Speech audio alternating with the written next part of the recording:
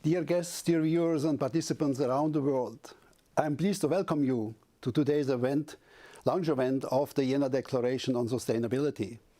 Katja Beer, Director of Communications of the Friedrich Schiller University of Jena, and I will guide you through the following 2 hours. It's my great pleasure that so many people from different fields accepted our invitation to join this event. And I'm particularly pleased that we could reach out beyond academia to include artists and young activists. To all of you, thank you so much for all that you have contributed to make this event possible. Your thoughts, ideas, and talents have enriched and will enrich the project in many ways. I'm grateful that you are willing to share them with us today. 6 years ago, the United Nations agreed on a set of 17 Sustainable Development Goals that we have to achieve by 2020. We are a long way from achieving them, and all of the reasons for that is too much focus on top-down technological approaches.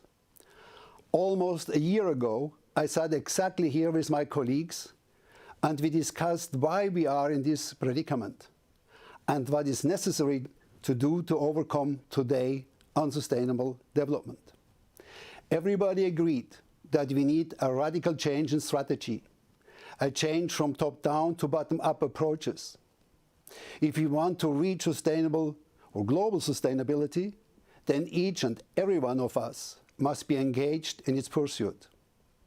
We need to change our minds, our visions, and our aspirations.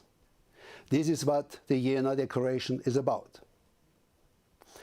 During this launch, we will explore ideas on how to bring about change from grassroots level. Today, we are focusing on the power of the arts to change minds and to mobilize people. There will be presentations by artists, by colleagues from academia, and young activists, all contributing to a new understanding of today's challenges. Now, I'm very proud that Andy Innes agreed to be part of this event. Andy, and some of you may know, was engaged with the art and anti-apartheid movement in South Africa. Together with 2 other members with the Johnny Clegg Band, they prepared the song Scatterlings of Africa, a very important song in the apartheid movement.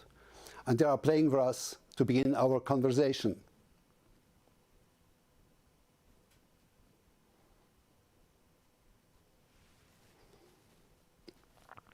Good day, my name's Andy Innes. I'm coming to you from Johannesburg, South Africa today.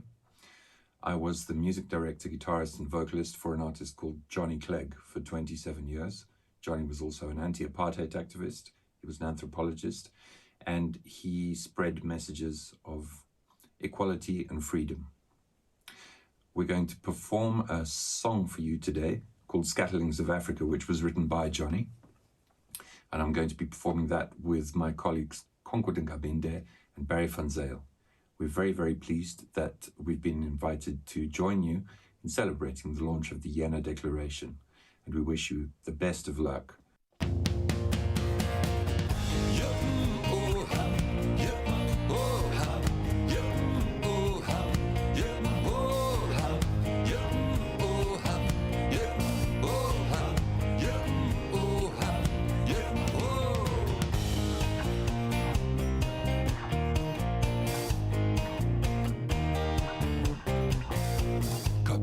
Sinking low, scatterlings and fugitives, hooded eyes and weary brows seek refuge in the night. They are the scatterlings of Africa, each uprooted one. They're on the road to Belamanga, where the world began. I love the scatterlings of Africa, each and every one. In their hearts a burning hunger beneath the copper sun. Ancient bones from old divide, echoes of the very first cry.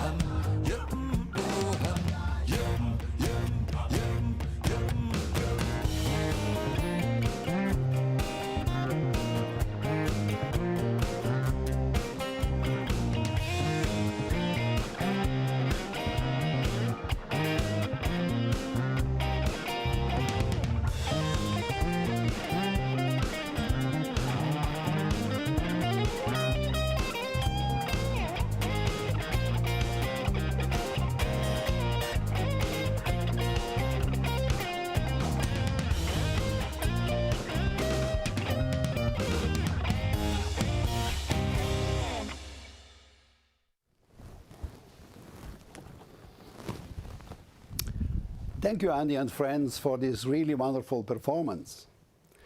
This was not just only a snappy start of our event, but also a great illustration of how music can move an idea or a social project forward. Or in the words of Nelson Mandela, when I'm listening to music and when I'm dancing, I'm at ease with the world and also with myself. This quote brings to mind the spirit of the Jena Declaration. The power of the arts is something that can give us new ways of connecting with the world, of understanding ourselves and our place in the world. This is at the very heart of the Jena Declaration. Please allow me now to introduce you briefly to the project with its key elements. There are 7 principles or 7 cornerstones, if you will. The first one is a very simple one, but at the same time often forgotten. It is the insight that sustainability is about more than ecology. Much of today's thinking about sustainability is rooted in the idea that the human and the natural sphere are somehow opposed, that nature is simply our environment. But the opposite is true. With our bodies, we are part of nature. And the way we understand and transform nature depends on our cultural backgrounds.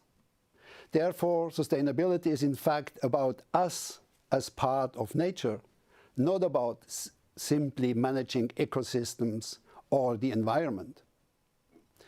The second cornerstone is the idea that true change to sustainability can only be achieved if people begin to change their everyday routines and practices. Sustainability is more than just a fashion. It is, in fact, a mindset, something that enables us to live sustainably. Here, especially, the voice of arts can make a powerful contribution in the form I just mentioned, establishing new ways of connecting with the world to find sustainable solutions for everyday problems in most diverse contexts. This idea leads directly to the third cornerstone. It is about the deficiencies of top-down approaches. If you have ever bought a one-size-fits-all shirt, you may know that one size only rarely fits all. The same holds for solutions to achieve sustainability. Top-down approaches that prescribe solutions for everyone hardly succeed. Instead, we need to find solutions that fit the specific conditions in different contexts. Or more precisely, we need to empower people to develop such solutions themselves. As a direct consequence of this, we can say, as a fourth principle, cultural and regional diversity shall be the starting point of any sustainability strategy. Everything people do and everybody is doing every time is locally emplaced, historically situated, and culturally embedded. It's difficult to convince people to make their lives more sustainable if the proposition doesn't find even the slightest anchor in their everyday world. So, successful sustainability strategies need to embrace cultural and regional differences instead of ignoring the richness of our world and homogenizing humanity. The fifth principle brings us back to the beginning of our meeting and Andy Innes' contribution. It is about the role of arts and of humanistic and social research. As I have said before, the arts open up new horizons. They can design in advance a different world. Likewise, the social sciences and humanities help us understand the social and cultural dimensions of the current transformation and get us away from a first aid solutionism. The Jena Declaration argues that arts and social and humanistic research are key for making living sustainably not only possible, but even enjoyed by everyone. The sixth cornerstone highlights that a true bottom-up strategy involves a change of our ways of producing and applying knowledge. Many sustainability policies try to teach and tell others how to do things properly, without knowing their cultural context, without respecting their expertise. We are convinced that robust solutions must be developed together and that there is a great potential for collaborative co-production of new knowledge. The basis for this is mutual learning, learning from each other. To hold these six cornerstones together and make this new home of sustainability livable, we need a roof, or to remain in the picture, a coverstone. This is the seventh principle. It calls for civic engagement.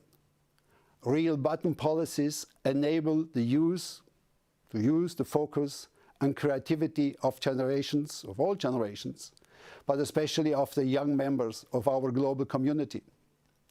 To make this engagement more effective, we want to develop a global platform to facilitate concerted action by people around the world, whether they are researchers, teachers, or concerned citizens. These are, in a nutshell, the 7 key principles of the Jena Declaration. The Jena Declaration is an invitation to make sustainable development happen at our own doorstep, to mobilize people around the planet and to enable fruitful outcomes of their engagements. Thank you for listening.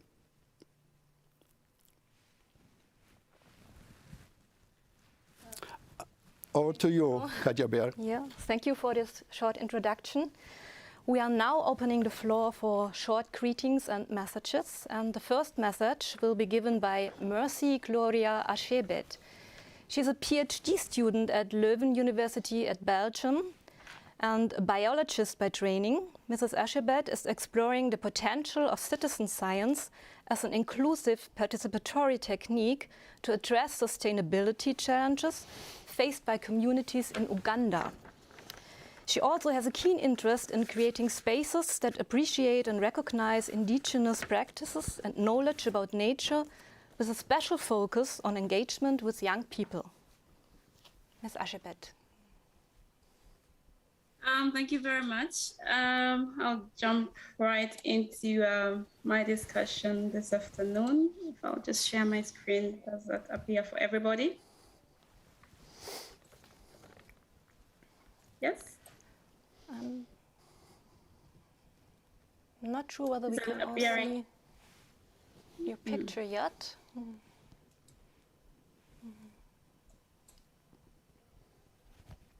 Can you see it? Yeah? Oh, I need to go to present mode.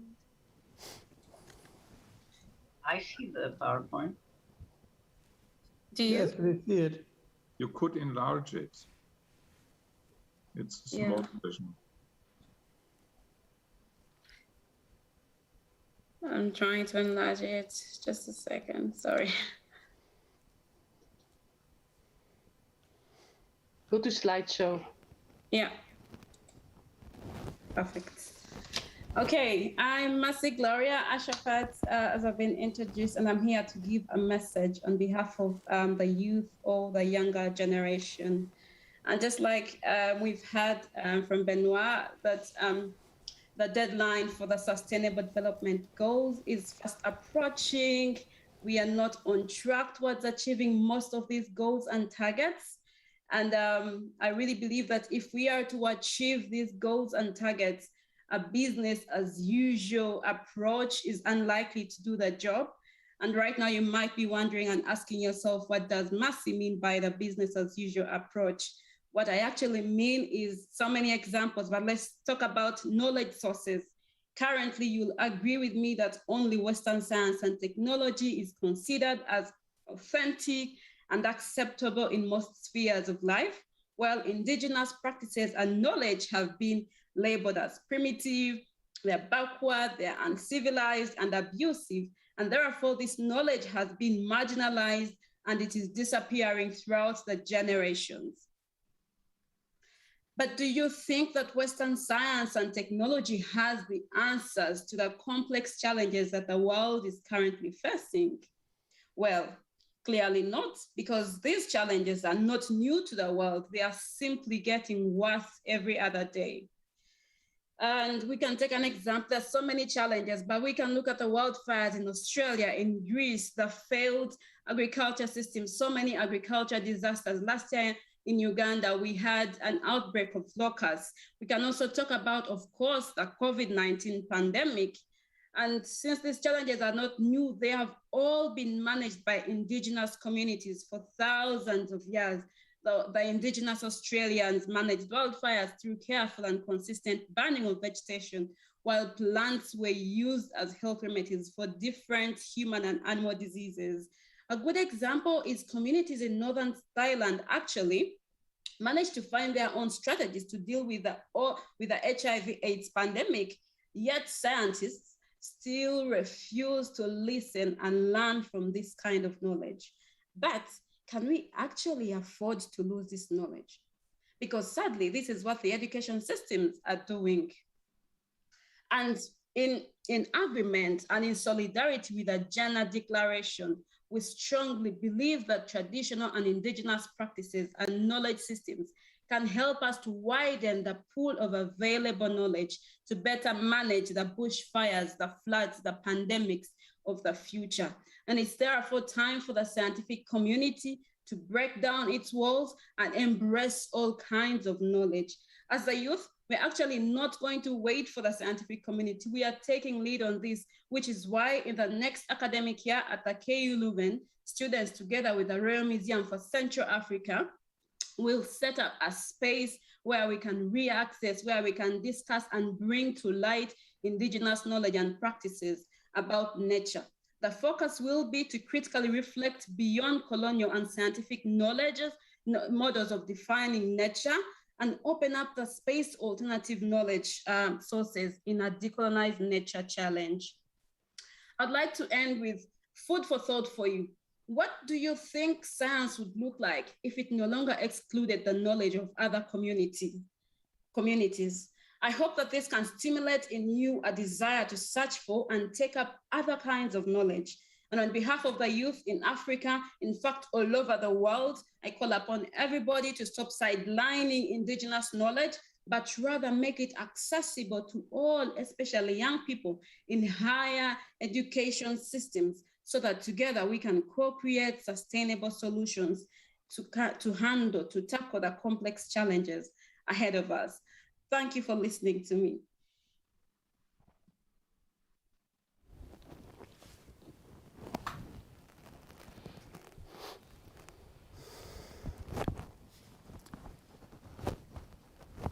Yeah, thank you, Mercy Gloria.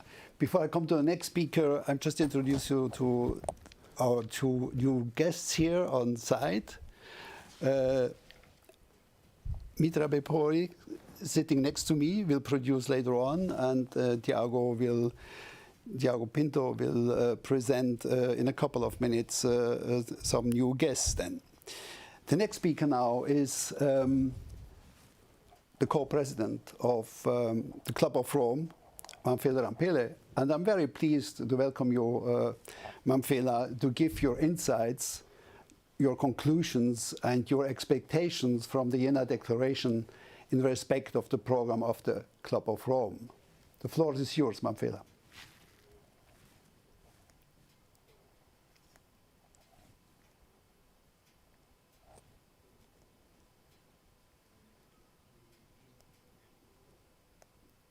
Oh, apparently there are some connection problems.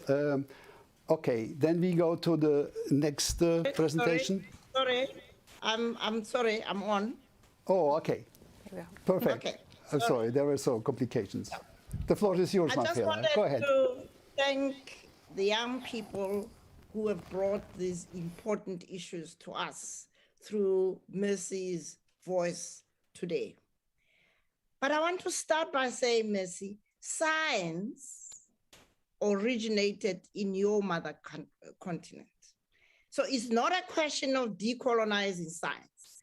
It's a question of reclaiming the legacy of the mother continent, the mother to all the continents, that generated the first scientific insights, whether you're talking math, cosmology, and what have you. The difference is that modern science is fragmented, whereas our heritage of this continent brought together all the wisdom into what is called indigenous knowledge, but also a lot of science.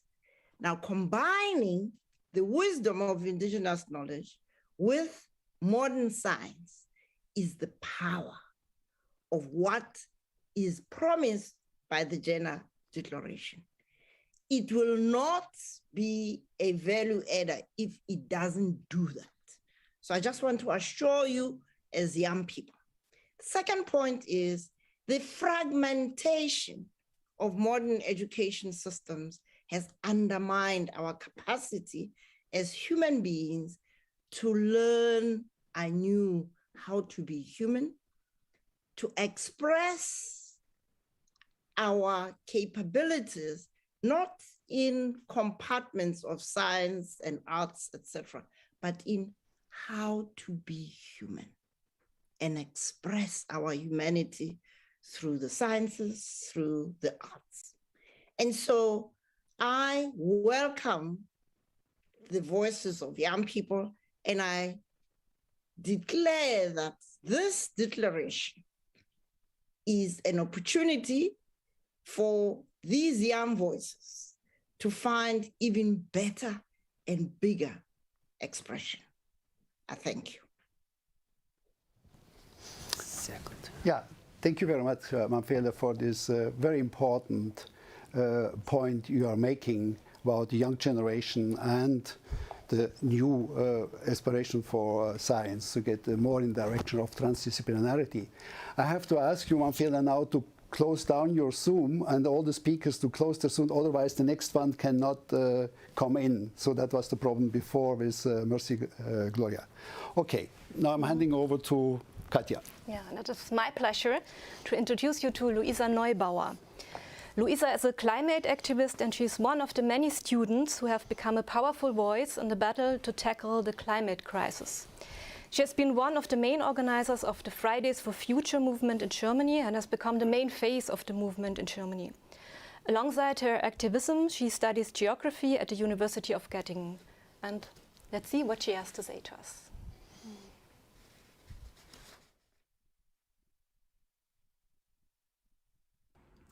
Hello, my name is Luisa Neubauer. I'm a youth climate justice activist from Germany. Thank you so much for having me today. I never wanted to become an activist, not because I didn't think I could become one, but because I thought it was needed. Because in the world, in the quite privileged world that I grew up in, I was told that I could be anything and be everyone, that my future is in safe hands, and that we have solutions for all the big problems in the world as the most modern global society we've ever experienced on planet Earth. And it took me years to figure out that this is in fact not true, that my future wasn't safe and the present of my brothers and sisters around the world wasn't either. And it took me also years to figure out that there was no institution, no government, no global organization in place that would, lead us out of this crisis alone, that we could just trust on and, go our ways. And it took me years to figure out that the changes necessary won't come from people who sit back, who sit in silence, who just trust that things will get better.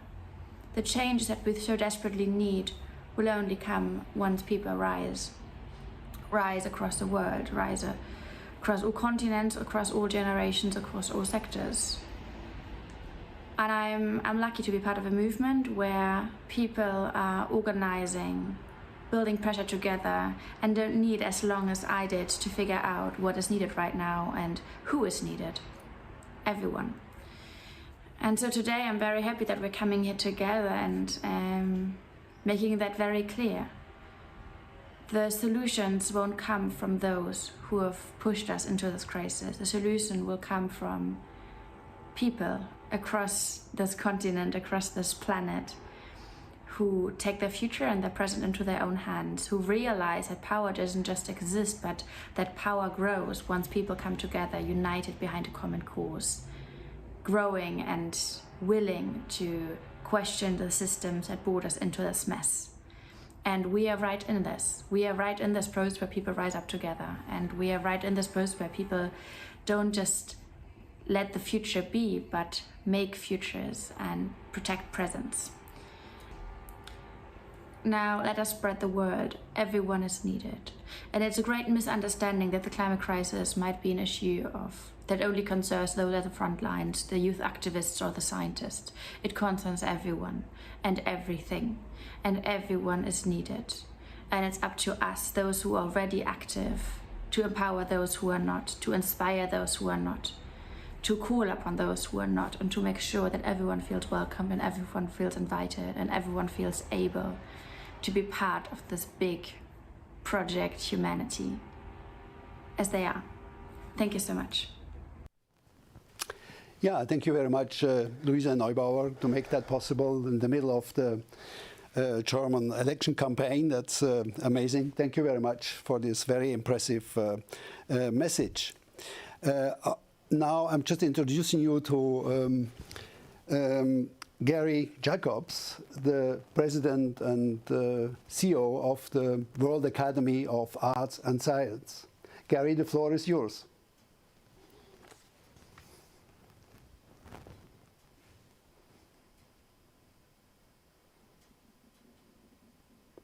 You're still mute? You're muted. Thank you. Thank you, Benno, and greetings to all of you. I'm speaking to you from Pondicherry, South India, as the president of the World Academy of Art and Science. We were founded 60 years ago, actually 61, by eminent thought leaders and leaders of action to focus on global social challenges. And the Academy is deeply committed and pleased to be associated with this declaration because we think it goes beyond the conventional thinking and practice that's being used today, applied today to address these critical challenges at an unprecedented time, where we really have a vacuum between the challenges, the magnitude of the challenges and the strategies and the approaches we're taking. Getting the right policies is not enough. Having the right institutions and government commitment is not enough. The problems we face today really require the commitment and involvement of the whole of society and all of the stakeholders in society. And the Jena Declaration recognizes this, that this is something to be done by humanity, not just by governments, not just by specialized agencies, not just by science and technology or business. It has to be done by the whole of the civil society. And therefore, we need ways to reach out to the whole of society through our educational system, through our arts, through our very alert and highly networked youth groups, and in other ways. And that's the key to this. What we need is not a government implementation. We need a transformative social movement that's going to mobilize all the energies. The world has such great resources. We need to mobilize all our resources, not just monetary and technological, but social and organizational, to address the problems that are common to all humanity. And we need to create a voice, a platform which Benno referred to, where humanity can reflect both its aspirations and its willingness to participate. We need to create a way for humanity much more large scale to participate in this process. We believe the declaration has the elements necessary to bring us together, to integrate the many efforts that are being taken on the SDGs into a comprehensive framework to promote human security for all, for everyone. We offer the support of our organization and are very pleased to be working with this tremendous dedicated network of networks. Thank you. Thank you very much, Gary, for this very important message and the emphasis of the need of a platform that people can connect among themselves of all different parts of society. Thank you very much. I'm now handing over to the next presentation. Tiago Pinto will introduce you to Mirwais Siddiqui. Yes, thank you very much. It's a pleasure being here with all of you. It's also my pleasure to introduce Mirwais Siddiqui. Mirwais is the head of the music department of Aga Khan Foundation for Afghanistan. He did amazing research on Afghan intangible cultural heritage, especially music. He released a collection of dozens of CDs with many diverse elements of music from all the provinces of Afghanistan. This is the UNESCO Chair on Transcultural Music Studies, started cooperation with Mirwais Siddiqui and his institution, together also with the Afghanistan National Institute of Music in 2012. Our joint project, SAFA, was a project with many concerts in Afghanistan, but also here in Europe, mainly in Germany, with workshops, with exchange of students, and a lot of audio productions and videos on Afghan traditional musics. It's tragical enough that today all the musicians we worked with during these projects and who couldn't leave Afghanistan are seriously threatened. Music is forbidden by law. Musicians are criminals in Afghanistan and can be prosecuted anytime. Afghanistan is probably the only country where intangible cultural heritage, doing it, is a criminal act. But let's hear Mirwais Siddiqui on this. The floor is yours.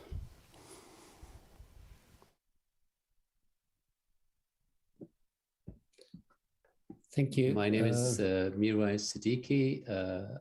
I am a musicologist from Afghanistan, working as a director of Aga Khan Music Initiative since 2004 till now. And we have 2 music schools in Afghanistan, traditional music schools in Kabul and Herat.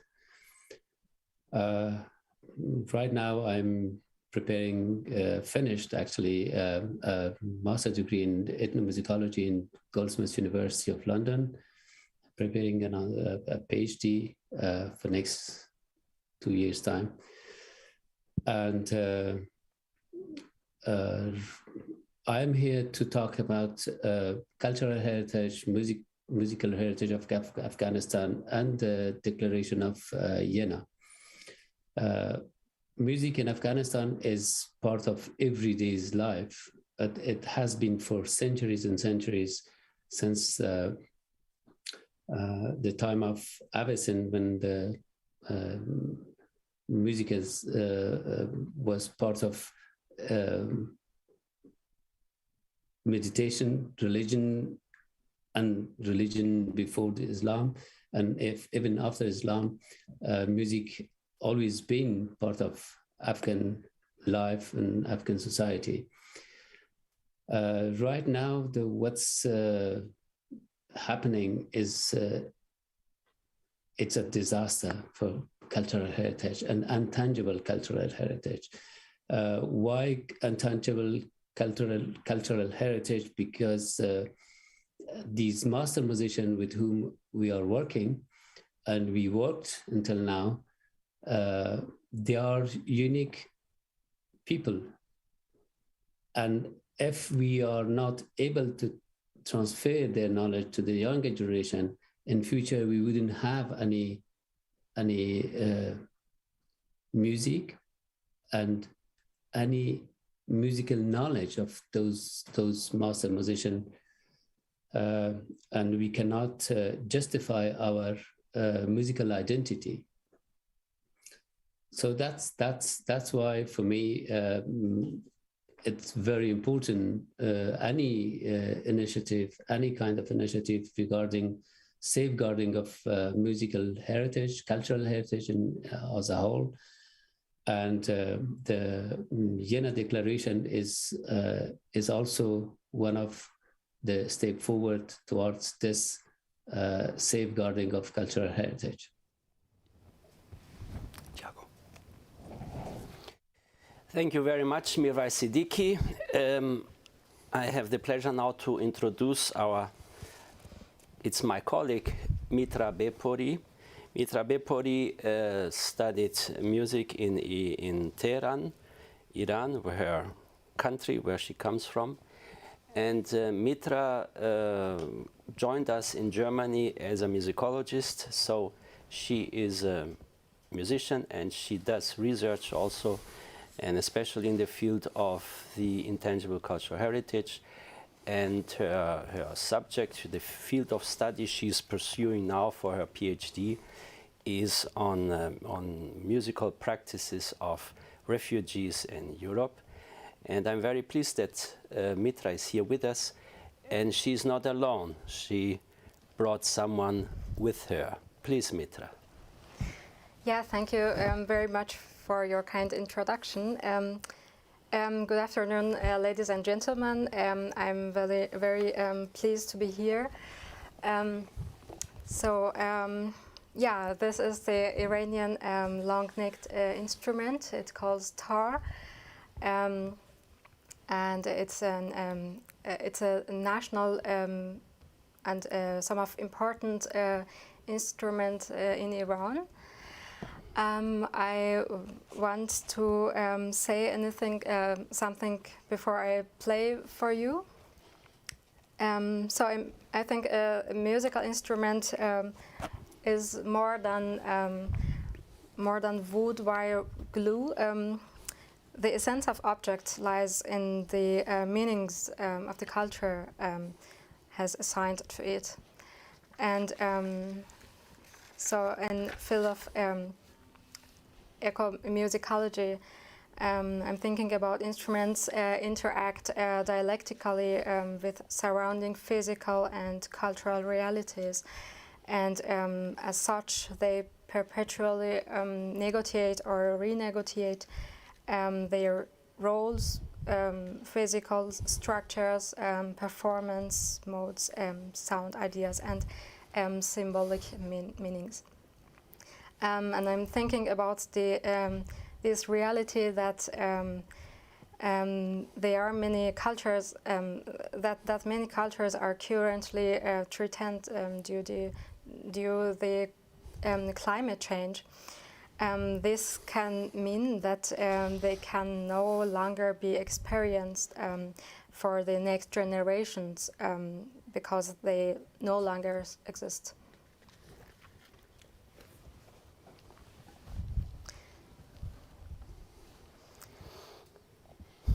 So I'm playing now a piece that I am composing. It's about it's called Sama. It's about a dervish who's dancing, and yeah.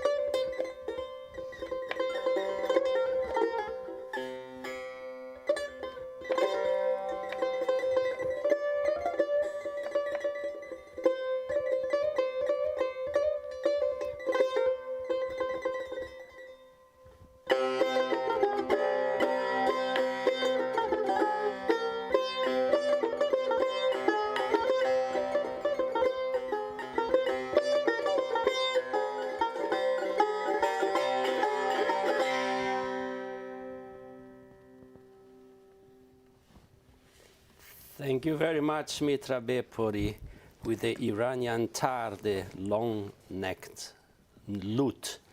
And we could add that in Iran, this is recognized as one important element of the intangible cultural heritage of the country. Yes, it is, but it's still not in the list of intangible of the representative of the international list, yes, but yes. I think it's on its way, probably. Yes. Thank you very much. You're welcome. Okay, thank you very much. Thank you very much. We come now to the next speaker, the General Secretary of the German Commission for UNESCO, Dr. Roman Scheider. The German Commission for UNESCO is one of the supporters, endorsers of the Declaration, together with the Club of Rome, WAS, International Geographical Society, and many, many others. You can see them on the website. Dr. Scheider, the floor is yours. Thank you very much for joining us. Thank you, dear Professor Verlin, dear honorable ladies and gentlemen. It is my real pleasure to be part of this kickoff event and to represent the German National Commission for UNESCO. And after these impressive previous contributions, I can only confirm the Jena Declaration is a milestone. Since it is a milestone, the German Commission for UNESCO has endorsed it without hesitation, something what we hardly ever do. Let me say a few words about the specific importance of this declaration from our point of view. Usually, the concept of sustainable development is visualized by three pillars: society, economy, and ecology. Most experts agree that this picture is much too simplified.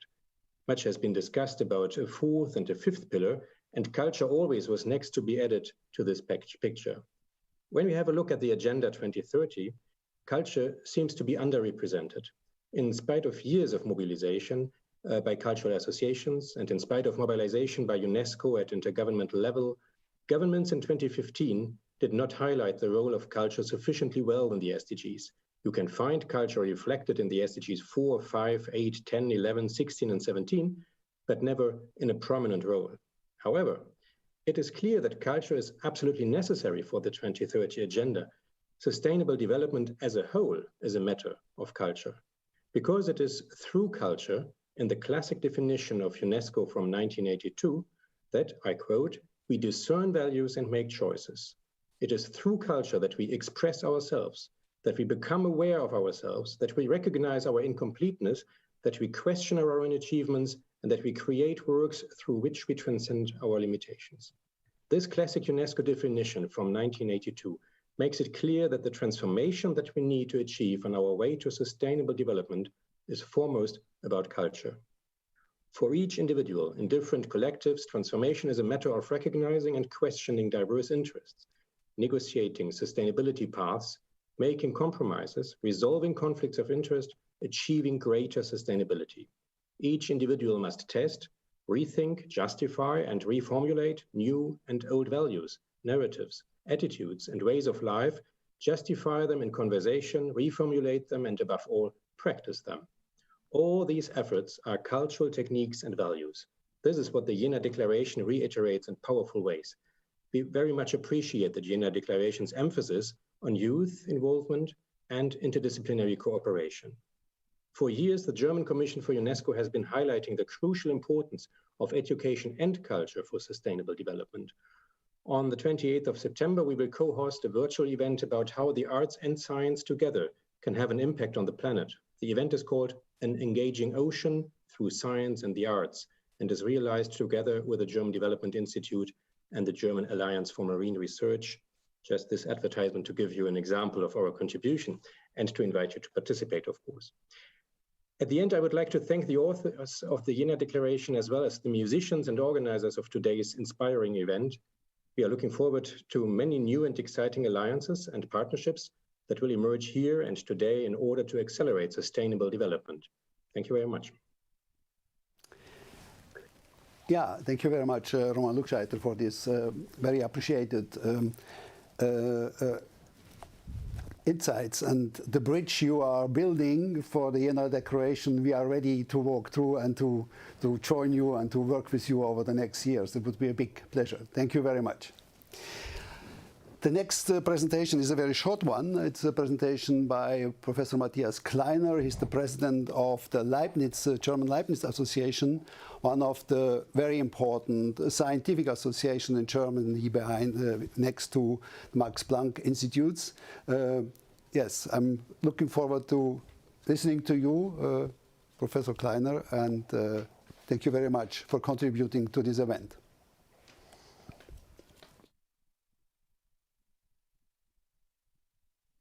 Als Präsident der Leibniz-Gemeinschaft, die unter ihrem Dach zahlreiche wissenschaftliche Einrichtungen aus den Geistes- und Sozialwissenschaften vereint, unterstütze ich die Jena Deklaration sehr gerne. Um die 17 UN-Entwicklungsziele schnellstmöglich zu erreichen, ist es von immenser Bedeutung, kulturelle und soziale Dimensionen stärker in den Blick zu nehmen. Die Geistes- und Sozialwissenschaften können hier einen wichtigen Beitrag leisten, lokales Wissen für den Transformationsprozess verfügbar zu machen. Yeah, thank you very much, Matthias Kleiner. Of course, it is very important to see that one of the leading German science associations is ready to cooperate with the Jena Declaration. I think they have a concept of sustainability for the whole association that can be a model for many other science organizations and universities. The next speaker is Uwe Kanner. He's the vice president of the hosting university of the Jena Declaration. And I use this opportunity to say a big thank you to the university for the financial and the logistical support to manage and to organize and to continue with the Jena Declaration over the next years. So, Uwe Kanner, the floor is yours. Thank you for your participation. Yeah, Benno Werns, thank you very much for the invitation. Dear colleagues and friends all over the world, dear signees of the Jena Declaration, with its call for a double paradigmatic change from top-down to bottom-up policies, as well as with transdisciplinarity as a primary approach for research and education, the Jena Declaration on Sustainability is breaking in many ways with well-established ways of doing things. For me, its parallel emphasis on the fundamental role of arts, the relevance of youth engagement and knowledge transfer as learning process sticks out as especially innovative. I am very proud that this new approach is an outcome of an event initiated and organized by my colleague Benno Werlen as a member of our alma mater jenensis. The Jena Declaration on Sustainability is embedded in a long-lasting tradition of our university. Jena is not only the birthplace of the current understanding of sustainability, but also of modern ecology. Hans Karl von Karlowitz, a student of our university, coined sustainability with nachhaltende Nutzung already in 1740, as it is used today in UN and other international policies. And Ernst Haeckel originally conceptualized ecology in the middle of the 19th century. The third legacy is the Romantic movement. It started its global success story from Jena. Its key message, to think and see art and science in an integrated way, is also one of the key elements of the Jena Declaration, calling to rethink the culture-nature nexus in the digital age in very new ways. Going to the public with the Jena Declaration today and in the present time appears well chosen and best positioned. As negative as the corona crisis certainly is with respect to sustainability, to new ideas and concepts in this regard, and to the recognition of the need for different and better approaches and bundles of measures, the crisis may have shaken up societies.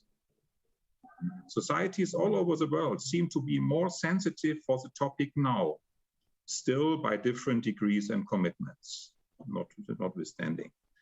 And politics seems to be at least a little bit more aware of the severe criticalities involved in the current, still not sustainability-oriented development. This positive mood has to be kept alive and further developed by quick positive results as well as by successes in the medium and long term on an increasing scale. The Jena Declaration can make a special, if not path-breaking, contribution to this. All the best for your initiative from Friedrich Schiller University Jena, but also personally for me, who as a scientist and not as a vice president is also very much interested in the topics you are dealing with, and they cover also part of my research agenda. Thank you very much. Thank you, Uwe Kantner, for this very thoughtful presentation, and yes, I hope that we can meet in the next time to discuss further cooperations in the line of the program of Jena University. Thank you very much. Our next speaker is a good friend of mine and fellow of the Max Weber Kolleg and director of the Max Weber Kolleg, Hartmut Rosa. Most people know him certainly through his publications on the different topics of social acceleration, and most recently on the question of how we relate to the world relation concept. And Hartmut, I hope you are ready, and I give you the floor. Thank you very much for taking the time to speaking to us, Hartmut. Yeah, thank you very much, Benno Verlen. I'm very excited, really, and very happy to be part of this very challenging and I think very important endeavor, really. And why do I think it's so important? Because I think obviously sustainability is not about technological solutions to environmental problems. And I think it's not even sustainability is not even an economic form of producing and consuming. It really is. Sustainability is about a cultural mode of being in the world and being to the world. As you just said, this is something we try to explore at the Max Weber Center anyway. But I think the main idea really is that the problem of which we discuss when we think of sustainability is about the dominant mode of relating to the world. And this is a mode of acceleration, but also of aggression, right? You see this mode of aggression, for example, in the extractive industries, but you actually see its results in the fact that we are heating up the atmosphere and burning out our souls, so to speak. These have become global problems. It's a mode of living our everyday practices, right, geared towards domination, towards control, and towards possession. So I think what we need to do is to find an alternative mode, something at the Max Weber Center we talk about along the ideas of resonance. Resonance is a different mode of being in the world. It's not about domination, control, and possession, but about listening and answering, being receptive to touch, to sensitive to the environment and to what is around us, right? And in order to achieve this, we can learn a lot from indigenous communities, from other cultural traditions, and in a bottom-up way. What we need is a different cultural mode of being in the world that includes all wisdom, knowledge, practices, as we see today, right?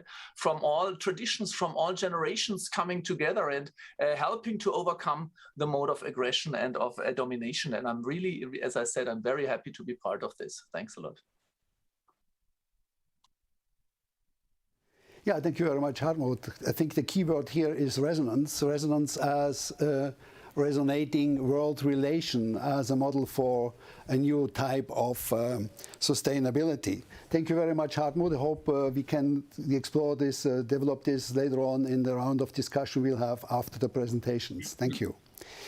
Our next presentation is an artist, an artistic contribution by Branko Smon. Branko Smon is an artist from Slovenia, living most of the time in Germany, and he is introducing his presentation according to my information. Branko, are you there? Yes, I'm here. Do you hear me? Yes, I can hear you. Okay, the floor is yours. Just a brief introduction, and then we'll watch your video on the Matterhorn plastic concept. Yes, thank you for inviting me for the press conference. So until now, we had no visual idea of how much plastic we have on Earth. So without plastic view, I'm creating an important image. It's about making the intangible visible. The Matterhorn is now an indicator for the current and future global plastic stock, an art project with a message for a global plastic change of mind. The project is an example of how art can contribute to creating images and awareness to promote global sustainability, which is also the aim of the Jena Declaration. So with the work on sustainability, artists can help moving people and society worldwide towards sustainable living. Art in all its forms is fundamental for expanding thinking for new perspective on ways of living. Art can be a wake-up call, and we urgently need it to reach the broadly agreed sustainable development goals as soon as possible. The Jena Declaration will make its contribution to this. So the part is now my video. You can show now the video, please.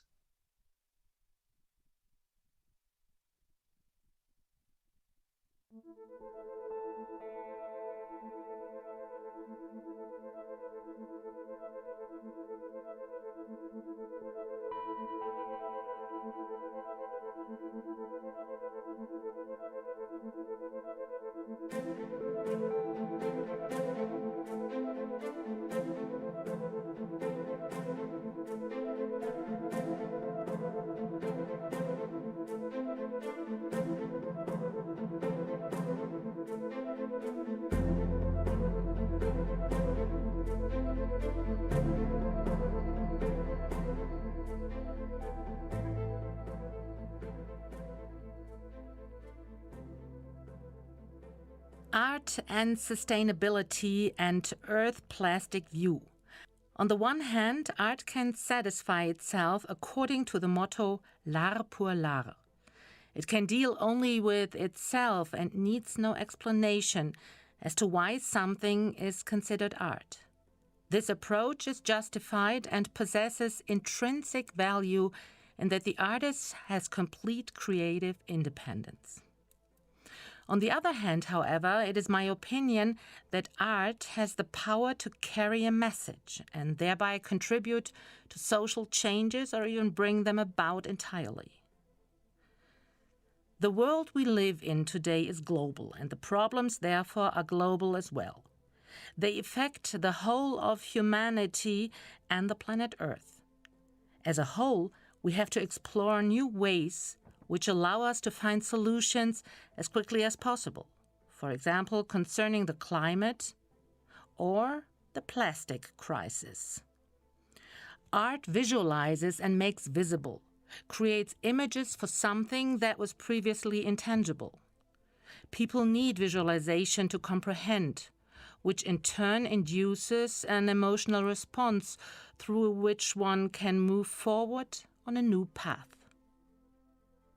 My project, Earth Plastic View, Matterhorn Art Project, which has been running since July 2019, makes the incomprehensible visible.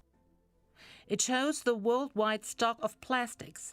Until now, there was no such visualization. With Earth Plastic View, we get a visual and spatial idea of the unbelievable extent of plastics, utilizing the vastness of the Matterhorn and the surrounding mountains. In 2019, we had about 7 billion tons of plastic on the planet. This corresponds to a volume of 14 cubic kilometers as assumed plastic granulate. If we do not change anything, this amount will grow to 16 billion tons by 2035 with a volume of 32 cubic kilometers.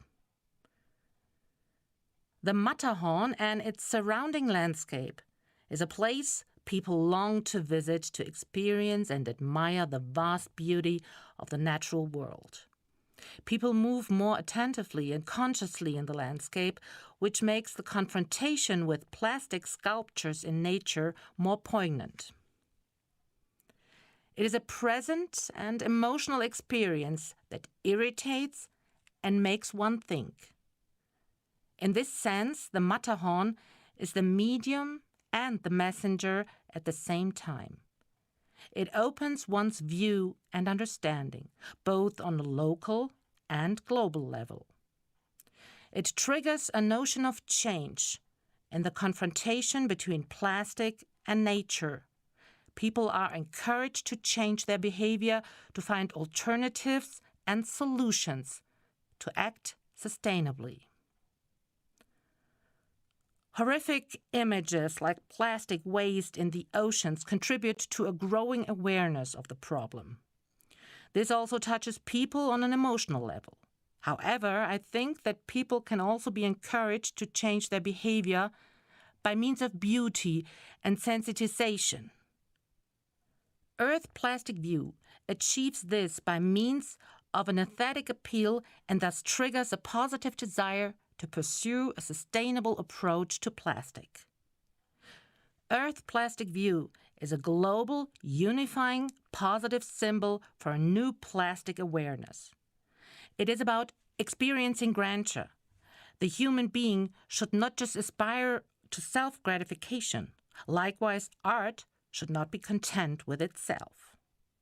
Earth Plastic View fosters a relationship between the human being, nature, and the plastic problem. It is about making oneself aware of global size of the relationship between our short-sighted approach to plastic and a conscious and sustainable approach that is globally networked.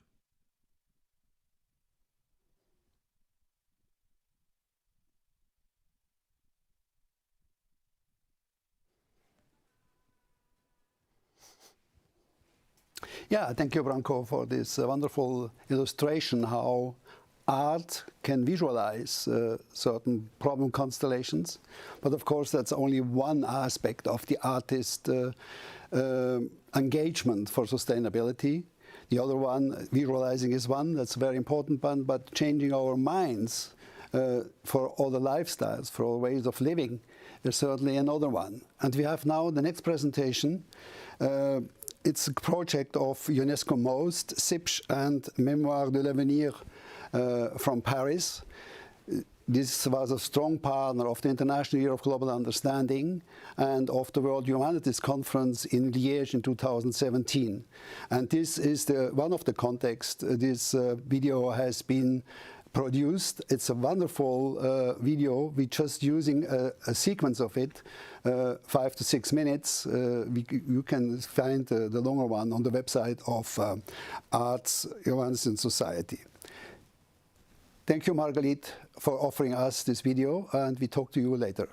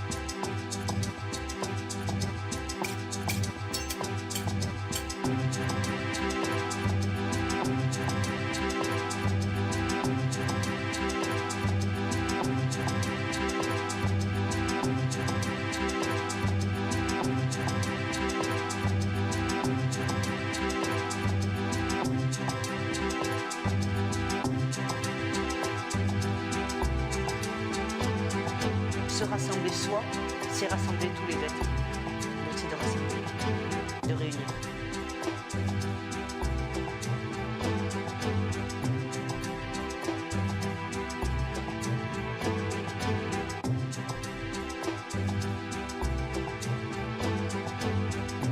Bonjour, je m'appelle Marc.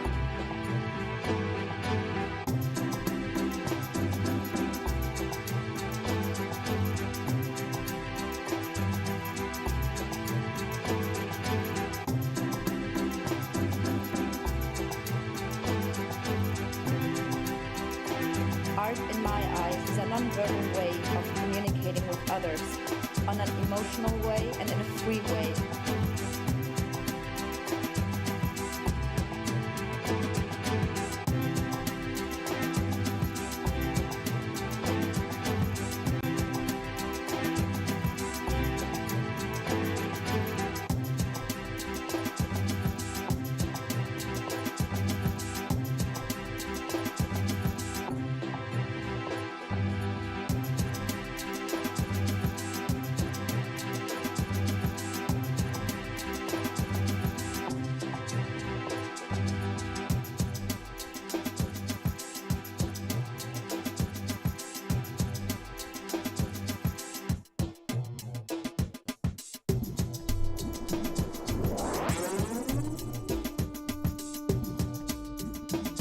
Collant dans la rue, des portraits d'acteurs du changement de notre monde.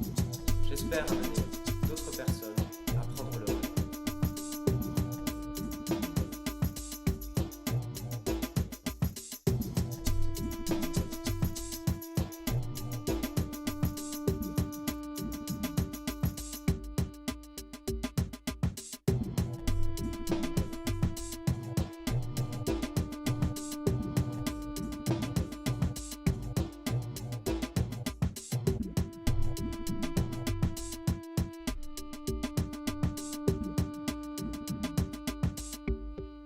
Collé des portraits de membres d'Occupy Wall Street à New York et à Auckland,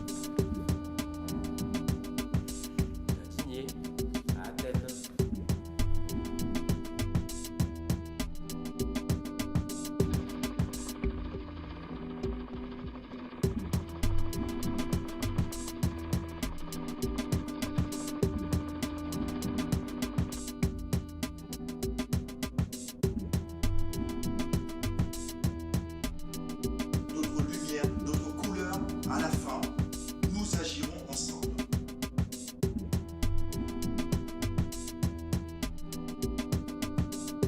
Un lavoro continuo dall'uomo verso l'uomo e per l'uomo. La fotografia dunque sparisce nella sua dimensione tecnica e assume una responsabilità del significato e del significante.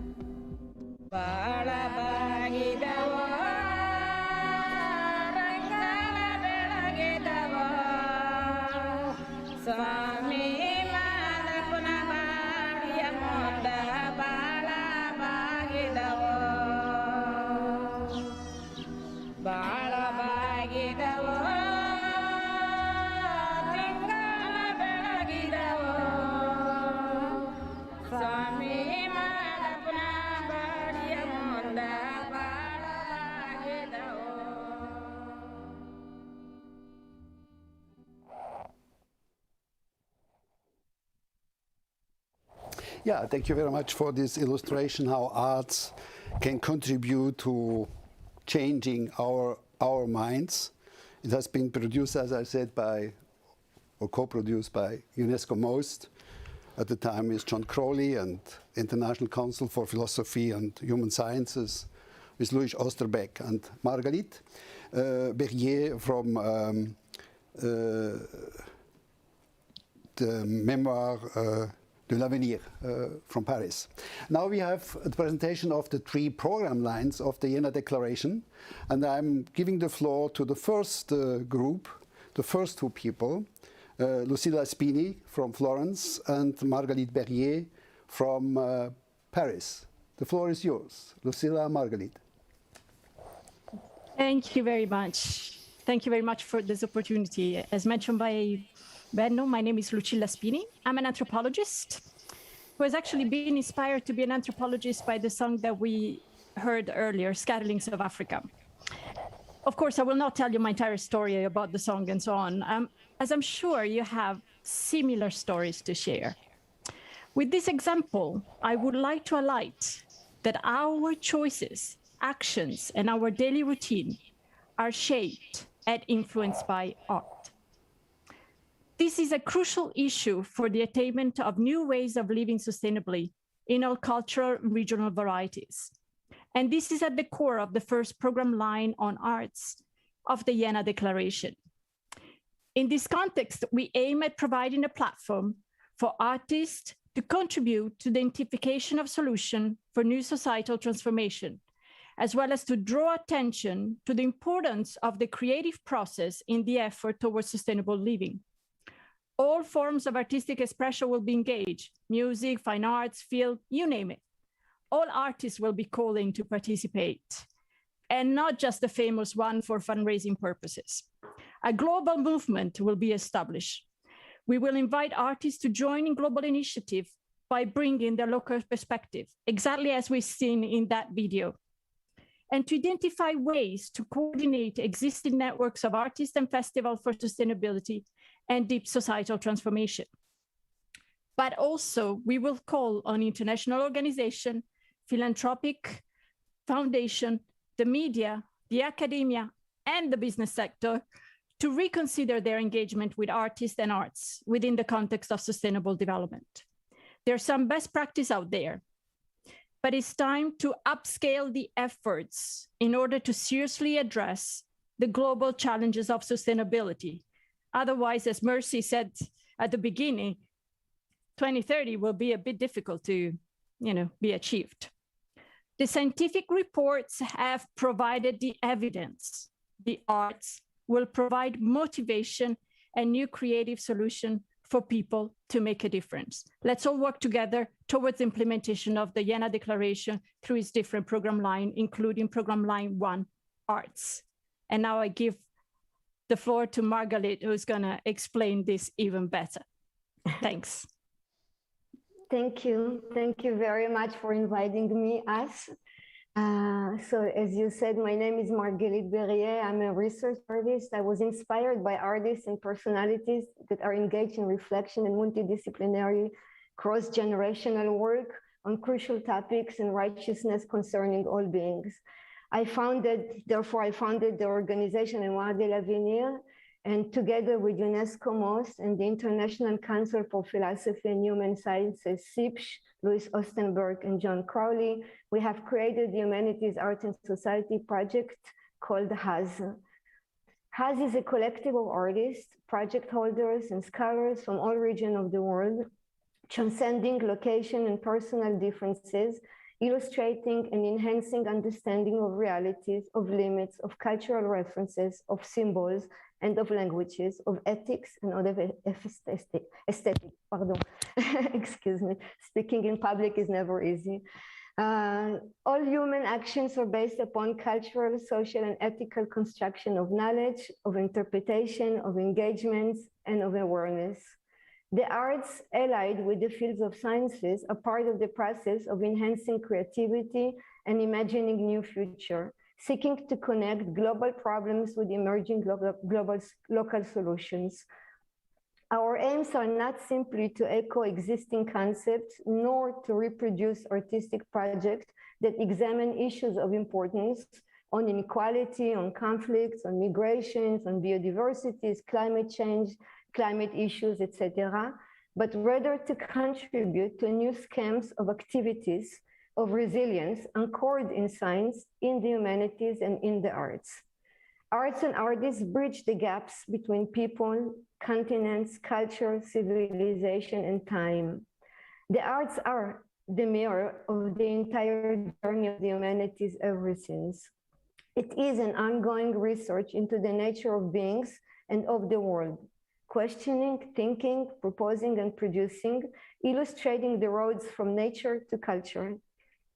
Nowhere on earth do people exist without language, without arts, or without culture. Sharing knowledge leads to deepening of our understanding of ourselves and of the world, and inside responsibilities of each to act and to participate.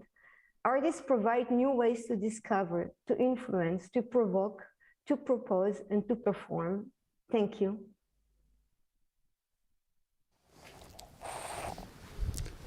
Yeah, thank you very much, Priscilla and Margit, for this wonderful introduction in the program line of arts in the framework of the Jena Declaration.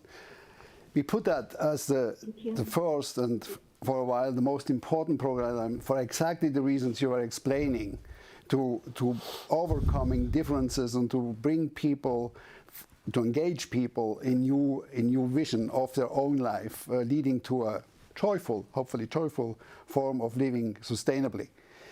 The next program line is on learning, and there is a group of 3 people that will present it. Howard Blumenthal, who is an extremely successful TV producer and now the founder of Kids on Earth and Reinventing School project in the United States and with a global reach.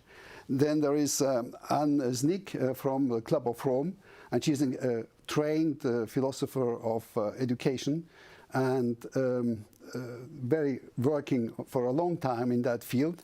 And finally, from Bangladesh, Jarar, she's a young student, a young engaged person working with Anne at the University of Leuven. The floor is yours. I don't know exactly how you organized yourself. Please tell us about the program line learning.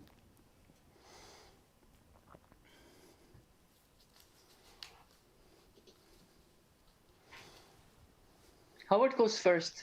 Howard, unmute. And Howard is now unmuted, so that's good. Thank you, Benno, and to all of you. In the U.S., I'm probably best known as the producer and creator of a very popular educational television series called Where in the World is Carmen Sandiego? Millions of students have learned about geography and world cultures by watching this TV series. About 5 years ago, I started a new project called Kids on Earth. I visit students in their schools in countries all over the world, and I ask them questions about their lives, their plans for the future, and I record those interviews, and then I post them online, free for everybody all over the world. Every interview basically provides a platform for a child or a teenager to tell the world what matters. That's unusual. Kids talk about being the first human on Mars, the world's biggest aquifer. It's in Paraguay.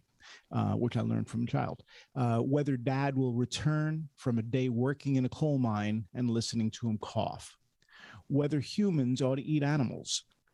Learning a second language, addiction, violence, coding in Python, diabetes in the family. Also making sticky toffee pudding, the connection between a person's name and their identity, life-threatening air pollution in New Delhi and now in Salt Lake City in the United States as well, and what to do if a career as a ballerina doesn't work out. Also, why it's a bad idea to be an illegal immigrant. Many of the kids are 10, 11, 12, 13 years old. They come from rich, middle class, and poor backgrounds, urban, suburban, rural, from Mauritius, Egypt, Uganda, Brazil, Paraguay, Uruguay, Chile, Bulgaria, Sweden, Slovenia, Kosovo, India, Cambodia, Moldova, Mongolia. The list goes on, and we're hoping that you guys will help increase this list because we want to continue to interview, and we're doing that via Zoom now.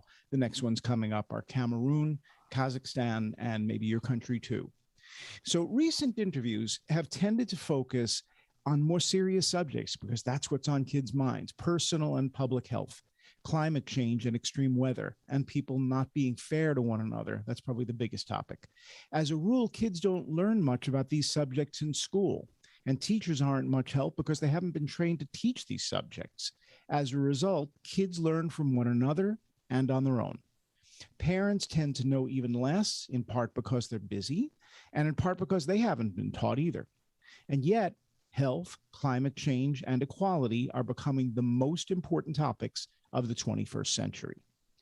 For a related project called Reinventing School, I've interviewed about 200 teachers, education professors, policy leaders, and students. The problem is clear. School, curriculum, and learning are stuck in an intractable 20th century model that leaves almost no room for 21st century topics. School needs to change in a big way. And if school will not or does not change or cannot change, we're all left to learn about topics that matter on our own. We can do better. Children and teenagers can clearly explain how, why, and what matters most, but we don't listen. We need to listen. That's why, in connection with the Jena Declaration, Kids on Earth will continue to interview, record, and post interviews with young people all over the world, so children and teenagers have at least one meaningful platform, one place where their ideas can be heard. And I will continue to focus my scholarly and activist efforts on rethinking school for the 21st century for over 1 billion students in primary and secondary school. Our shared concerns about public health, personal health, sustainable environment, engaged communities, and respect must become the highest priorities in our schools, our homes, our communities, and our lives. Thank you, Jena Declaration, for opening a powerful means to collaborate on topics that matter, especially for the 2.4 million children and teenagers on Earth whose ideas, concerns, and lives must be the center of every conversation. If you'd like to collaborate, please find me at www.hblumenthal.com. Thank you. Thank you, Howard.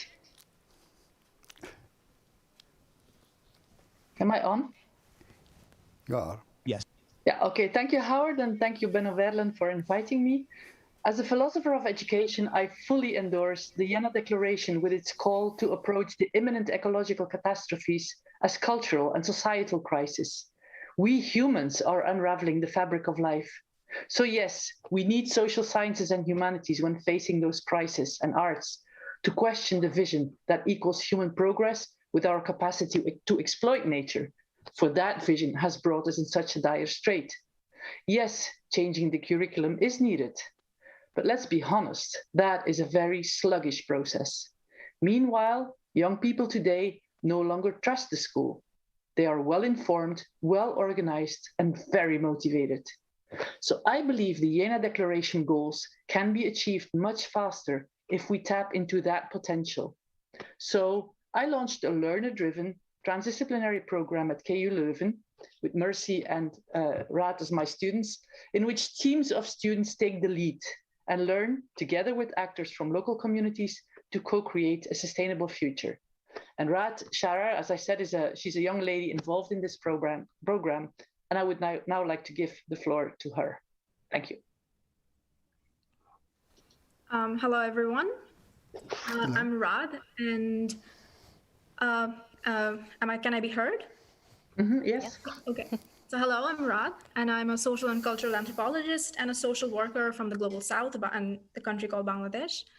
And I'm always looking for scopes that give local and indigenous forms of knowledge at least as much importance in learning as the mainstream Western approach, which got me interested in the transdisciplinary approaches of education and development and the transdisciplinary program at KU Leuven in the first place.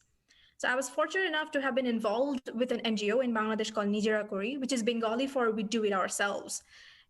In its activities and projects, this organization promotes a learner-driven pedagogy, a very unique and unconventional approach to development. It focuses on empowering landless rural women and men by helping them form independent groups and supporting them through awareness raising and capacity building programs. And in the training sessions, these landless groups are given information about agricultural law and gender equality. And throughout the sessions, group members continue to mature and develop a better understanding of their rights. By overcoming gender bias, they organically and systematically change the oppressive structures in their society. Among the many projects that I've been a part of, one that stood out was the initiative to train young girls from a particularly patriarchal and fundamentalist area in a football or a soccer game. Simply by training them to play matches and encouraging them to practice regularly, they learned together with their parents the importance of physical exercise for young women. And this in turn helped them to realize that they deserve even more rights, like the right to education, the right to movement, and the right to proper nutrition. And once these girls were empowered, they went on themselves into other villages and encouraged other girls and their peers to come into the same level of empowerment as themselves. So this shows that when learners take over education, nothing can stop them. Furthermore, Nigeria advocates learning through cultural activities. Throughout the year in different parts of the country, rural men, women, and children perform in several cultural events organized by landless groups themselves. These events include cultural discussions, stage dramas, music, and dance, through which the landless group discuss issues pertaining to their social obstacles. By letting the participants take the lead, Nigeria is a true example of a learner-driven program in the development sector. Development policies, they keep reiterating the Western pedagogy, and most NGOs today act like cogs in that system. Learner-driven programs such as Nigeria lets the members experience autonomy in their own decision-making and learning processes. This is a crucial step towards decolonizing dominant Western narratives. It reveals the importance of local and indigenous knowledge structures and no longer depicts them as backward, primitive, or underdeveloped. Projects like Nigeria show how effective it is if participants find their own ways to ameliorate their situation. For, unlike outsiders working for an NGO, they take into account their own lived realities and co-create solutions that result in more sustainable outcomes. So from my perspective, the Jena Declaration brings a very important message of hope to the Global South. Thank you. Yeah, thank you very much, Gerard and Anne. That was a wonderful presentation of the learning line, and of course also to Howard for his incredible initiative for reinventing school. The next program line is Civic Engagement. Here we have two speakers, Paul Schivastava and Thomas Reuter. Paul Schivastava was the executive director of quite successful Future Earth program for many years. He also collaborated with the International Year of Global Understanding and is now of the key persons at Penn State University to develop Penn State University as a model of sustainability, sustainable organization, learning and practices. And Thomas Reuter is from the University of Melbourne. He is a former president of the International Union of Anthropology and Neurological Science, and of course a cultural anthropologist from training and engaged in many bottom-up projects, especially the SIP platform, Sustainable Action Platform. Paul and Thomas, the floor is yours. Thank you. Thank you, Benno. I'm Paul Schivastava. I'm the Chief Sustainability Officer of the Pennsylvania State University. And Civic Engagement, the program line that we're talking about, or community collaboration, is our dominant modus operandi for implementing sustainability, not only for our university, but for all of the Commonwealth of Pennsylvania. With our colleague, Thomas Reuter, and this entire community of the Jena Declaration, we want to acknowledge the importance of civic engagement and the millions of NGOs around the world that are doing the hard work of bringing sustainability to the people at their doorstep, as Benno put it, and in resonance with community needs, as Hartmut Rosa put it. Civil society organizations are already taking leadership in sustainability transformations, especially in developing countries. This third sector, as it is called, has been a vital partner with governments and with the private sector in providing social, environmental, and health services for implementing the Sustainable Development Goals. NGOs, faith-based organizations, charity sector organizations, youth organizations, they provide voice to marginalized populations and target services to them. To expand civic engagement, we need to support the civic engagement sector and increase funding to this sector to help different communities build capacity. The Jena Declaration seeks to add an integrated, holistic systems approach to community engagement, thereby making civic engagement more intentional and effective. educational institutions like universities that I work for are particularly well positioned to leverage their community engaged scholarship practices. These practices both provide communities with much needed services and give students real world experience in problem solving around sustainability. An example of this is a program that we run here at Penn State, which is called the Sustainable Communities Collaborative Program, which uses engaged scholarship by teams of students mentored by a faculty member in collaboration with community organizations to address community sustainability challenges. Another example is the Club of Rome's Youth Engagement and Empowerment Program that brings together youth voices into global policymaking. I would invite all of you attending to visit the Jena Declaration website for more information, and please suggest community engagement projects that we can collaborate with you on. Thank you very much. And I'll hand it over to Thomas. Thanks, Paul. Actually, the World Academy, one of the partners of the Jena Declaration, had recently an event on global leadership, and one of the focus points was civil society, so we should compare notes on that. But I want to talk about society at large, and as social scientists, we realize that local action is a real locus of transformation. Global and national sustainability agendas remain hollow promises without it. At present, however, local actors lack adequate support from the scientific community who could alert them to cutting-edge ideas. They also lack an effective means of peer-to-peer exchange that would allow them to share among themselves their valuable practical experiences in implementing agendas such as the SDGs and solving the ecological crisis they increasingly are forced to respond to. This lack of science support and peer exchange carries an immense economic cost and renders the SDGs all but unachievable. Now, one of the key action projects associated with the Jena Declaration is the Sustainability Action Platform, or SAP, which is a multifaceted digital platform that allows local actors, and I mean communities, local governments, and SMEs, to share their knowledge. They are able to measure and track their own progress in sustainability action and share their hard-won knowledge with their peers within and across sectors. By disseminating local sustainability solutions worldwide and also networking sustainability scientists from around the world with end users of their research, SAP tries to respond to the unmet need of support for local change makers.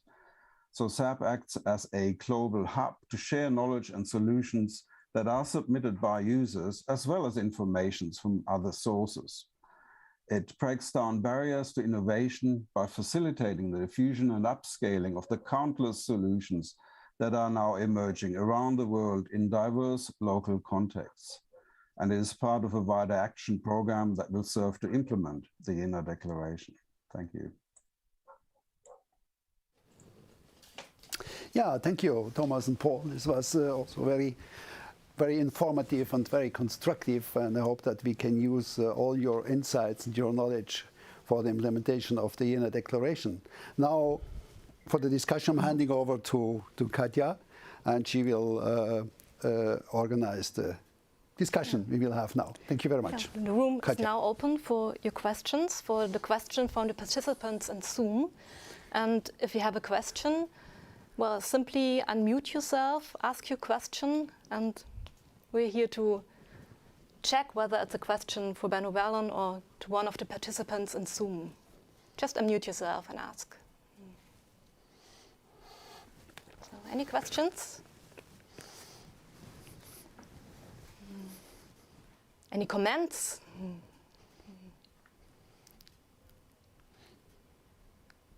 Yeah, maybe Carlos and Fatwa could make some comments about the presentations, because they're also strongly involved in the Jena Declaration, and provoke some questions, maybe. Fatwa, please. Your turn. I unmuted. I'm very, very happy to be here. Of course, sustainable development has a long history with me because 18 years before the Jena Declaration, which I think is absolutely remarkable in timing and content and substance, the Qatar University, which is a national university in Qatar for the Qataris, not an outside institution, tried to embark on a reform movement that has sustainability in education embedded in it. And remarkably, at the time, in 2003, they introduced a chair in sustainable development within the social sciences, because at that time, the administration there realized that the social sciences is where we should go if we want sustainability. I was invited on that bandwagon to introduce sustainability in education in the social sciences. So to me, sustainable development is a very important move, except that the Qatari project had pluses and minuses. That is my own personal experience there. Some things succeeded and some things failed. And this is perhaps what I want to raise. The importance of the societal element in the Jena Declaration, the importance of the culture, the importance of the people and practices are all very significant. And more so when you're on the ground trying to practice. In the Qatari reform, I think the error was that they were trying to import a Western model of education, particularly the American model coming from the Rand Corporation, to impose it on the university, and the students and teachers and parents protested after a while, and by 2012, the whole project was abandoned.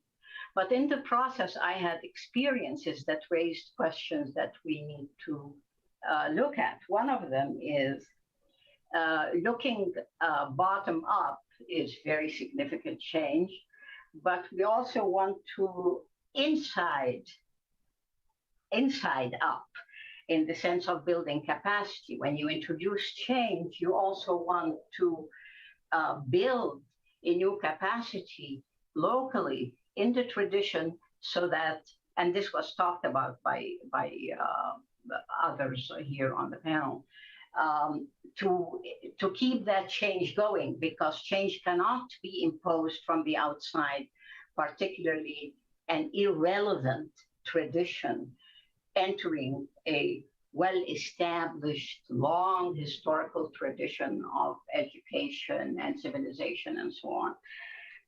The other point is we tend to move from, in education, we want to improve it, so we go to learning, and then we stop there as if teaching is not important. And I want to say that teaching is very important. In fact, we want to focus on the teacher and teach the teacher, allow the teacher to be creative, allow the teacher to engage, because this is the way, in some situations, to bring out from the students, to bring out what is possible, to engage, innovate, and create. And this was, this last part was from personal experience, where I find bringing my teaching experience from the United States to Qatar was not relevant, because the Qataris knew in some areas things more in depth and better skilled than Americans. So I had to change my whole teaching. And in other things they didn't know. So in other words, the teacher has to be engaged to assess the situation culturally, and the readiness of the students the demographic potential, the societal needs, to look at all of these as they allow creativity to emerge in the process. And that brings out the students' potential, because what we want is to engage the cognitive capacity of the human beings, something that particularly now with the pandemic, we have rediscovered our cognitive capacity. We have rediscovered our humanness. And, you know, in a way, we missed the social setting. We missed the arts when the Italians went into the balconies to sing opera, when people are very in need of social engagement. All of this happened because the pandemic locked us up, and we realized that we are really human, and humans have certain capacities, and we are being deprived of bringing out those capacities. So I think I have several things here that we can talk about. Okay, Carlos, thank you for that. If I may, thank you to all. If I may, I would like to emphasize what I consider as the big difference between the spirit which is here and this whole initiative and many others which also pursue in principle the same intentions, you know. And I see so often, and this is a bit provocative, I see so often that the discourses around sustainability and sustainable development have a subtext saying that people are problematic. You know, in many ways, we hear that when sometimes it is, oh, there are too many people on Earth. Very, very dangerous thing, but to say, but that's said, you know, and I always wonder if when somebody says that, who are the people in excess, you know? But we hear that there are too many people on Earth. They don't understand. They are not educated. They are not able to grasp the challenges. So let's do that for them. We, the experts, or they vote for Trump. So people are problematic. I think our main vision here is exactly the opposite. It's exactly let's trust the fundamental humanity of everybody and liberate the immense potential of life, of relational lives. And this is a very strong message because it is a positive message about the future of humanity. I mean, we have many challenges for sure, but we have to stop framing those challenges as characteristics of people as problematic.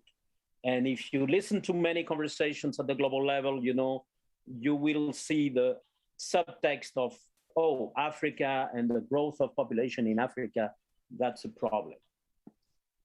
And what we say here is that this is the real opportunity we have to build on the fundamental humanity of everybody and to liberate that potential. And what makes me hopeful is that actually we, and when I say we, I'm meaning people who are in the position of experts and we have a certain age and a certain experience. The only thing we have to do is to create the conditions for what is already there to be more visible and more audible and to inspire others.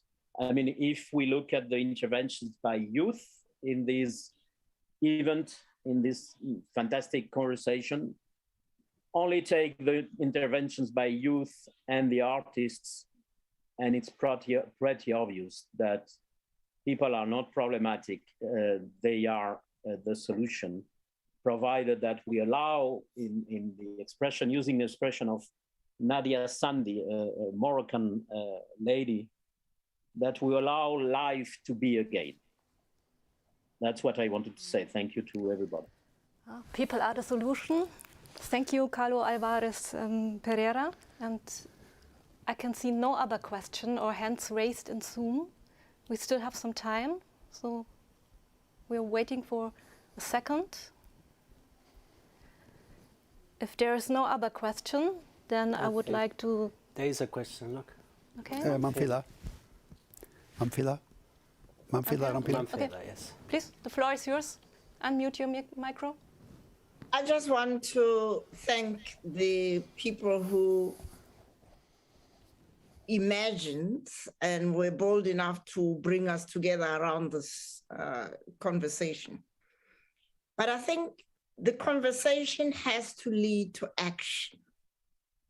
And each one of us goes back to institutions that are in desperate need of learning anew how to learn and unlearn the unhelpful things that have brought about the multiple emergencies that humanity is facing.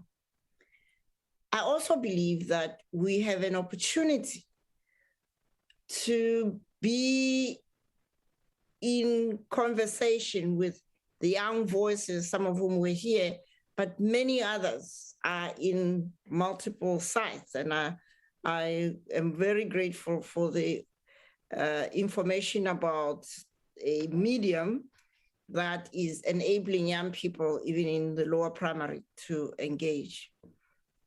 Because there is something fundamentally wrong with an education system in the 21st century, which was designed in the 18th or even earlier centuries. And somehow we don't see the oddity of it. We tinker on the edges of this education system, but I think the Jena Declaration is challenging us to go back to our spaces of learning and teaching and sharing and see how we can learn anew how to learn in a way that can promote well-being for all and a much, much healthier biosphere. I thank you. Can I just jump in and reinforce Pamphela's point about action? I think one of the things in my mind that distinguishes the Jena Declaration community is that we are getting beyond the framing and reframing of past frames to actually centralizing the importance of action. I think the urgency for changing the world is beyond doubt. And we can come up with good ideas. I'm not decrying new ideas. I think we need new ideas, but even more, we need to be in the world in a different way, as individuals, as organizations, as communities, as governments. So again, I see the Jena Declaration as a plea for action as much as a plea for new thinking. Thank you. Thank you very much. Are there any other comments or questions in Zoom?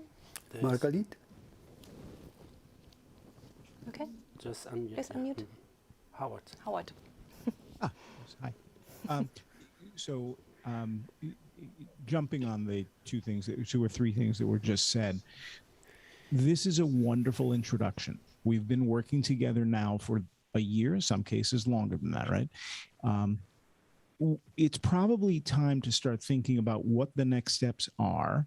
And also, with all due respect to Benno, it's an immense amount of work. We need to find a way to organize this so that we can actually set a few specific directions that we're going and then begin to articulate them in terms of organization, funding, association with others, and all of that. So this is not the forum to begin that discussion, but it is probably the forum to say we need to do this. We need to do it fairly soon. And we have to be very careful about trying to do so many different things that we fall into the trap that so many other organizations and attempts have fallen into. We really need to figure out what it is specifically we're trying to do, and then begin to do it and demonstrate on the web and in other places and locally, and to policymakers that this is real, that it's substantial, that it's long-term, and that it's meaningful. So no reason to do a speech about this, but I'm agreeing very wholeheartedly with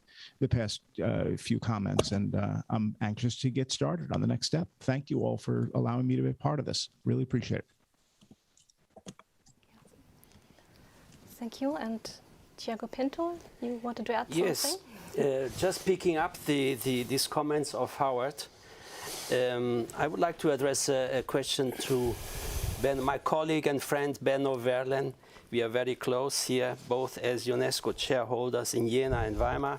First of all, my gratitude and admiration for this huge work you have accomplished, all this. I think all of us agree with me that you deserve really much admiration and gratitude from our side. But how is the next future going to be like? We said conversation has to lead to action.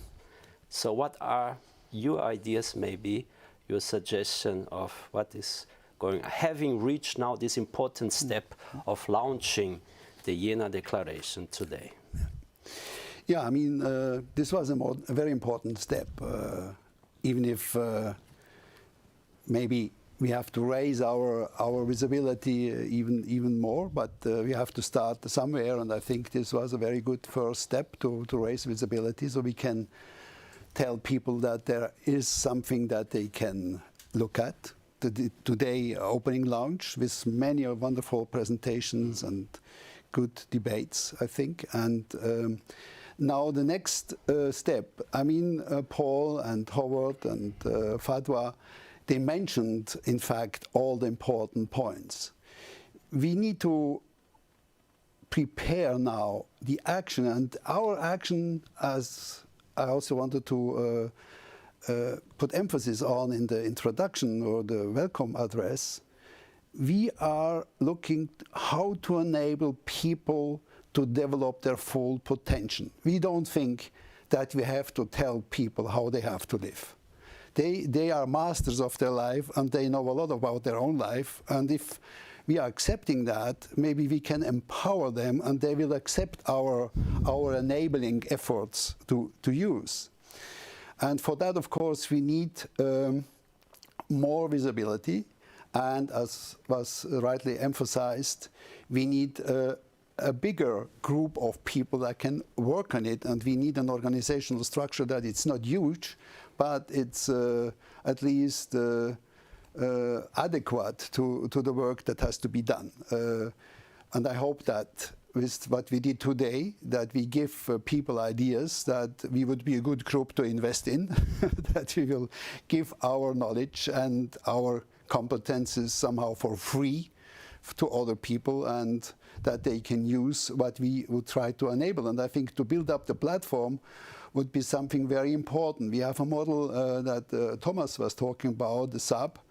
Maybe we can develop this as a part of the Jena Declaration, or we have to have a combination or something like that, but it's not 100% compatible, I guess. There are different things involved, but we have to discuss that. So I think we need to raise some money. We have now, thanks to the University of Jena, a basic structure that is in place, but we need much more than that, and we would have the potential to have that with the support of the Weimar University of Music and Max Weber Institute in Erfurt and University of Erfurt. Maybe we can bring up something here and to have also an international investment in us, maybe. But now about the more concrete steps. We were talking about 3 additional launch events, and I think this is a way to raise attention in the different parts of the world. As we are saying, we need to respect the regional condition as well as the cultural differences, or the wonderful variety of cultures that we want to keep alive and use their insights for the local places they are, or regional context they are, it's logical to think about 3 additional lounge events where the focus will be specifically on the region. And you are talking about Africa, Asia, and the Americas. So it's up to us in the next round of the discussion, I think, to find out who would be ready to take on a little bit the lead for the next launch event. Again, I think with the 3-4 key of the program lines with arts, learning and civic engagement, because all these are in different parts of the world. They are faced with different constellations, different challenges. And I think the most important thing that was also emphasized in the last 3 statements is to enabling people to develop their capacities. And that should be the key focus of the launch events, to making people aware that we are not just another organization who wants to offer some first aid for all the disasters that will be arise. And one of my important points that I'm preaching for decades is there are no natural catastrophes. There are only catastrophic knowledge about natural conditions. There are natural events, but the disaster they become because we don't adapt to the situation. So it's not a natural disaster.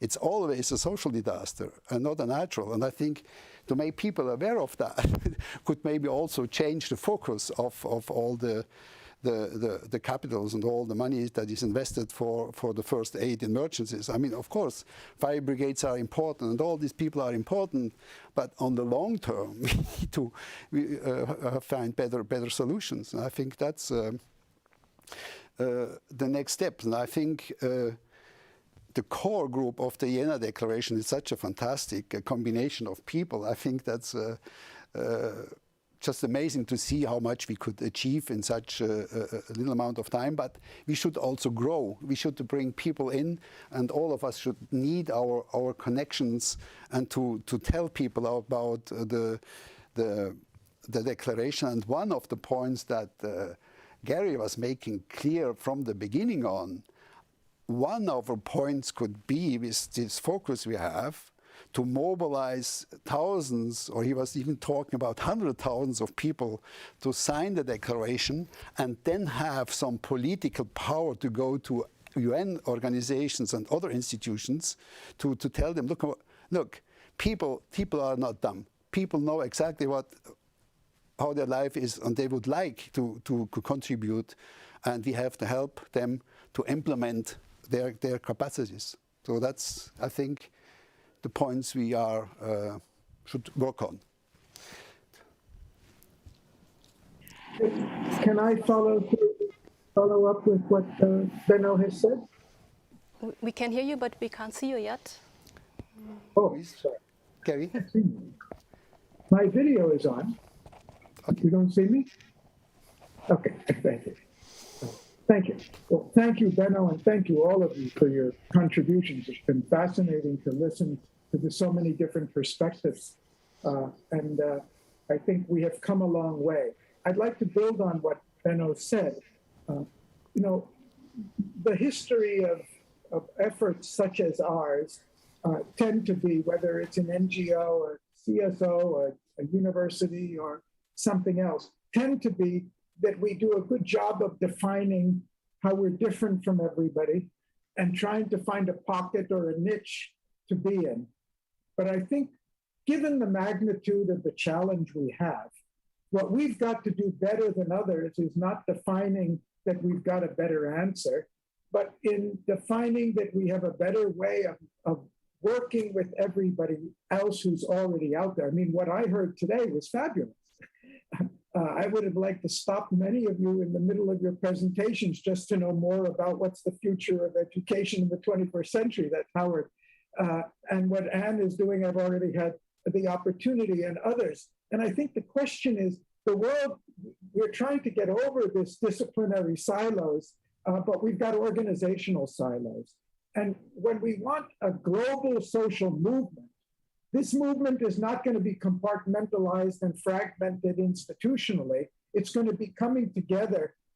And the Jena Declaration has principles that can be applied anywhere in any organization. And I just want to give you 2 examples to think about, but I think we can come up with many more.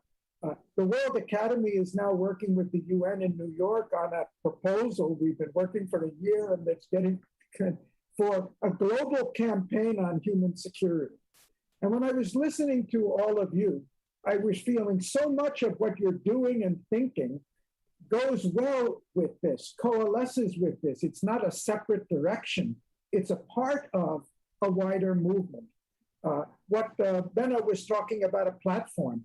We also have within the Academy this concept, which has not been implemented yet, but this concept of how to create a global platform where really humanity can have its voice. But when you think of doing that, it's not just an isolated website. It's a very big challenge where we need to engage many different organizations and resources. And we've had some serious discussions about how it would be done. And my purpose is not to mention a particular I'm trying to illustrate, I think if we really put our heads together, we already have many strands. The question is, how could we reinforce each other's efforts? What Howard's doing in education, I felt like I wanted to cross-examine, and we have a call tomorrow. But there's so much that he's already doing that could be useful and applied in a wider area. So I think the technology we need to invent is one, not how we separate ourselves to create a separate identity, but how we do better than most others have done, or we have done in the past, of mobilizing a common way of working together to reinforce each other's efforts, because ultimately we want the efforts of global society to be reinforced, not the efforts of any particular organization or group of people. Well, thank you. Well, I think we are all warmed up for a vivid discussion, but since it's already past 5, I would say, Benno Verlen, is there a closing word you would like to give us? Yeah, thank you, Katja. Yes, I think I want to say thank you to all that have contributed today. We don't see all on Zoom now, but certainly many are on live stream.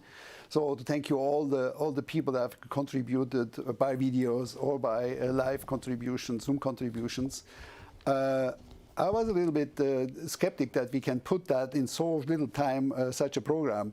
But thanks to the readiness of all the people to contribute and to cooperate in a fantastic way, we were able to put this program together in a very short period of time. And I'm very happy about that. I think that was a great start for the next level of our activities. And I hope that we will get the institutional support to do that. And I hope that we can stick together even better than we are already. And with such a wonderful group of people and such an engagement, I'm very, very optimistic that we can make a big difference, a big change with a small group of people with not much financial capacities, but hopefully enough. And thank you, everybody. And I'm looking forward to talking to you how do you organize the next 3 lunch events. And thank you to everybody, and have a rest of good day. For some, it's already quite late, and some have the day ahead of them. We are approaching dinner, and okay, have a good time, and I'm talking to you very soon. Thank you very much. Bye-bye.